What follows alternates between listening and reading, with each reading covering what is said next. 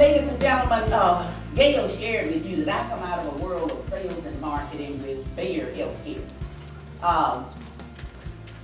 In January, I was responsible for 8 states, 12 people, and $50 million. Plus, I did all of the corporate training for new hires, managers, and field representatives.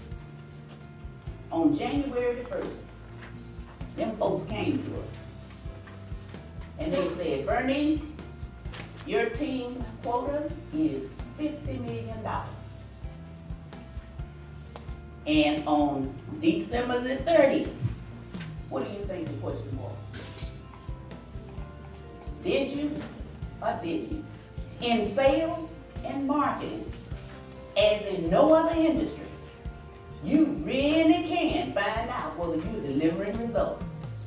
Now, if you're going to argue about how they going to count sales, or which sales they going to put in your bucket, or who is going to be responsible for what, the time to have that discussion is January the 1st. Because on January the 5th, when they lock and load and say, this is your number, on December the 30th, ain't nobody going to come to you and say, well, now, Bernice, did anybody on your team have the flu? Did anybody get sick this year or something? Or do you face any special challenges? And they'll sit and listen to the story. You can make it as long or as short as you want to. But at the end of the day, the only thing that your team's going to be rewarded on is, did you deliver $50 million to that bottom line or not? And I'll happily say, you know I ain't want to brag on myself. Baby, we went to President's Club about 75 to 90% of the time, depending on the category. I done had more trips and stuff around everything. When I got ready to retire 3 years ago and stuff, some of them folks, good riddance, Bernice. I'm so glad you gone and stuff. Now maybe some of us can take some of them trips. But ladies and gentlemen, people admire you for doing well, but they ain't really excited about you doing well. They don't necessarily want to see you do well. Matter of fact, they'll lay them booby traps anytime they can and stuff to take you out of the game if possible. And that'll happen in your organization, and you got to kind of be watching. Them folks that pat you on the back and grinning in your face. There was a song out, you know, in my youth called Smiling Faces. Y'all know the song.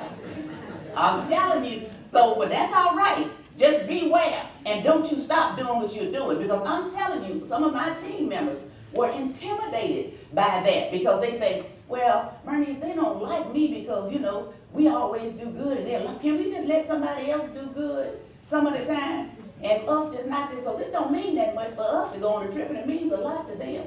I'm telling you, that is the death blow of any successful team, to start thinking, I'm going to stand down so somebody else can stand up and shine. And if you start doing that, trying to not do quite as good as you have the capacity to do because you want somebody else to shine, it can be the death blow, because once you start on that spiral, it's really hard to get off of that treadmill.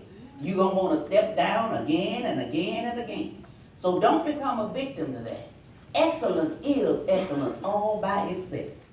When you set goals and standards, be careful how you set them, because people are going to get that number and that number on. They ain't trying to go way above it, and they ain't trying to shine too bright. They just want to do the minimum that you told them to do, and that's all. Like in my sales now, sales is a little different now. I'm going to deploy this stuff. When we hit $50 million, if we hit it on November the 15th, you know what I told my team? Pull up now. Because what is your next year's quota usually based on? Performance. We had the capacity. Now look, now this ain't no double speak, because I know what I just told y'all. But in sales, I'm telling you, we had the capacity to deliver at least another $5 to $7 million to the bottom line. But we understood that the next year, our benchmark, instead of $50 million, it was going to be $57 million if we delivered that. So be careful in setting your goals. Make sure they are stretch goals But don't make them too unrealistic, but you understand human nature. And believe it or not, I'm a human being. And I have the same frailties and all of that that you do and my team and stuff, though I didn't tell it to them like that. You know, I told them, I said, well, for the sake of the rest of the people and stuff, we don't want to outpace the pack too far because we don't want to discourage them because they won't maximize their performance. That was a pretty good line. But that's how we got there, and I feel pretty good about it. So whatever your role in the organization, you better be at the top of your game, and don't you let anybody convince you to do otherwise.